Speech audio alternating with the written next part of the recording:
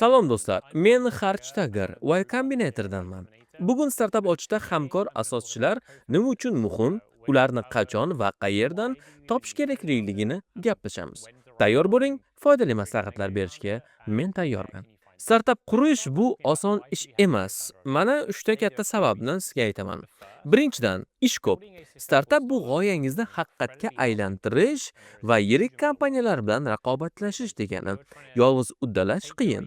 Hamkor asoschi bilan ko'proq va sifatli ish qilasiz. Agar u sizda yo'q ko'nikmalarga ega bo'lsa, masalan, siz marketolog bo'lsangiz, u muhandis bo'lsa, jamoangiz kuchliroq bo'ladi. Yaxshi hamkor yomon g'oyalarni filtrlashga yordam beradi, yaxshilarni rivojlantiradi. Ikkinchidan, emotsional sinov. Startap roller coaster. Bir kuni dunyoni zabt etaman deb o'ylaysiz, boshqa kuni hamma narsa tugadi deb xafa bo'lasiz. Hamkor asoschi qiyin paytda sizni ko'taradi. Siz uni ko'tarasiz. Bu faqat startapga qiziqqan odam bilan bo'lishi mumkin. Oddiy xodimlar bu tuyg'uni bera olmaydi. Uchinchidan, tarixiy muvaffaqiyat. Eng katta startaplar jamoa bilan boshlangan. Misol uchun Facebook, Apple va hokazolar. Hamkor asoschi muvaffaqiyat ehtimolini oshiradi. Yolg'iz boshlash mumkinmi? 90% hollarda hamkor asoschi topishga vaqt sarflang, ammo istisno bor. Sizda aniq g'oya va noyob tajriba bo'lsa, muhandis bo'lsangiz va mahsulotingizni dastlabki versiyasini, ya'ni MVP ni o'zingiz qura olsangiz, bunday holatda o'zingiz boshlashingiz mumkin. MVP quring, keyin hamkor jalb qiling. Masalan, Dropbox'ning asoschisi Drew Houston yolg'iz boshladi. MVP qurdi, lekin Y Combinator'da Arash ismli zo'r hamkor topdi. Agar muhandis bo'lmasangiz, texnik hamkor topishga e'tiboringizni qarating. Hamkor asoschida nimalarni izlashingiz kerak? Birinchidan, stressga bardoshlilik. Startap bu stressli muhit. Hamkor stressni yaxshi boshqarishi kerak. Buni bilish uchun avval u bilan stressli loyihada ishlab ko'rganingiz ma'qul. Do'st yoki sobiq hamkasb bo'lsa ham, stressli vaziyatda sinovdan o'tmasangiz, o'ta olmagan bo'lsangiz, ularni xarakterini bila olmaysiz. Tanish odam bilan esa muvaffaqiyat ehtimoli ancha yuqori. Ikkinchidan, umumiy maqsadlar. Ikkovingiz bir xil narsani xohlashingiz kerak. Katta startapmi, kichik biznesmi? Farqli maqsadlar sizni asosiy maqsaddan olib qochadi. Oldindan och Oldindan ochiqchasiga gaplashib oling. Nima uchun startapni ochmoqchisiz? Nima uchun startap ochmoqchisiz? Muvaffaqiyat qanday ko'rinishga ega siz uchun? Uchinchidan, ko'nikmalarga e'tibor. Texnik hamkor kerak, lekin maxsus til yoki platforma muhim emas. Asosiysi, ular aqlli, yangi narsalarni o'rganishga tayyor va startap bilan rivojlanadimi? Shularni bilganingiz sizga manfaatli bo'ladi. Hamkor asoschilarni qayerdan topish mumkin? Eng yaxshi nomzodlar bu tanish odamlar. Ular tayyor emas deb o'ylamang. So'rang. Hoy, startap ochmoqchiman. Birga qilamizmi?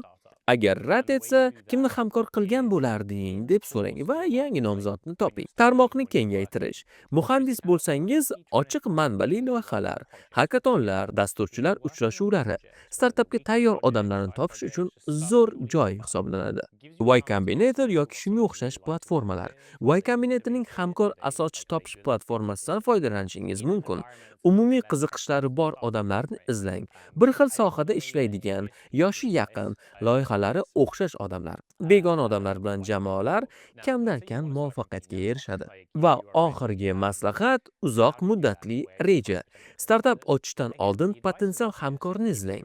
Universitetda, ishda, yon loyihalarda kim bilan ishlagan bo'lardingiz? Ularni sinab ko'ring. Y Combinator asoschisidan maslahat. 10 yil davomida kim bilan startap ochardim deb o'ylang. Agar xayolingizga bu kim kelsa, demak u siz uchun zo'r variant. Hamkor asoschi bilan ishlashni qanday boshlash kerak? Agar bir-biringizni yaxshi bilsangiz, darhol ishga kirishing. G'oyani tanlang, prototip quring, Y Combinator yoki shunga o'xshash joylarga ariza bering. Agar unchalik tanish bo'lmasangiz, kichik loyihalarda bir-biringizni sinab ko'ring. Tanishuv davri bo'lsin. Maqsadlar, motivatsiyalarni muhokama qiling. Endi keling, logistik masalalar haqida gaplashamiz. Kompaniyani ro'yxatdan o'tkazing, aksiyalarni taqsimlang. Maslahatim, ulushni teng bo'lishingiz kerak. Startap bu uzoq muddatli loyiha. Dastlabki kichik farqlar, kim g'oyani o'yladi yoki nima ish qildi, farqsiz, ahamiyatsiz. Teng ulush ikkalangizni ham sarmoya kiritishga undaydi, yoki vaqt bilan yoki moliyaviy tarzda. Imkon qadar ajralishdan qochish kerak. Y Combinator va shunga o'xshash loyihalardagi startaplarning muvaffaqiyatsizligiga asosiy sabab hamkor asoschilarning ajralib ketishi. Buni esa hurmat yo'qolishi bilan bog'lashimiz mumkin, chunki rollarga bo'linish yaxshi, ammo biri boshqasini ishini qadrlamasa. Masalan, savdo asoschisi texnik asoschisini sekin deb hisoblasa, muammolar boshlanadi yoki shunchaki hurmat qilmasa. Ikkinchisi boshliqlikni talashish. Faqat bitta CEO bo'lish kerak. Qiyin qarorlarda so'nggi so'zni aytadigan odam. Buni oldindan kelishib oling. Bir qozonda ikki qo'chqorning kallasi qaynamaydi. Uchinchisi ish etikasidagi farq. Biri 24 ga 7 ishlashni xohlasa, boshqasi ish hayot muvozanatini afzal ko'rsa, munosabatlar taranglashadi albatta. Oldindan umidlarni sozlab oling. Hamma bir xil tarzda bu startapga o'z manfaatini berish kerak. Qanday qilib hamkor asoschilar ajralishdan qochishlari mumkin? Qiyin suhbatlardan qochmang. Muammolar paydo bo'lishi bilanoq gaplashib oling. Muntazam yakkama-yakka uchrashuvlar o'tkazing. Har oy birga ovqatlaning.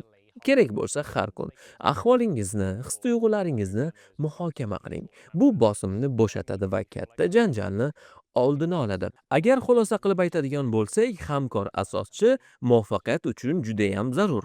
Yolg'iz ishlash qiyin. Tanish, stressga bardoshli, umumiy maqsadlarga ega odamni tanlaganingiz anchagina sizga yordam beradi. Munosabatlarni saqlash uchun ochiqchasiga gaplashib oling. Muammolarni erta hal qiling. Ajoyib hamkor asoschi topishingiz uchun esa videolarni hammasini oxirigacha ko'rasiz, startapni qanday qilib olish kerakligini ham bilasiz. Sizga omad, Yoshlar Ventures siz bilan. Best of luck with the search, and I hope to see you at Y Combinator someday.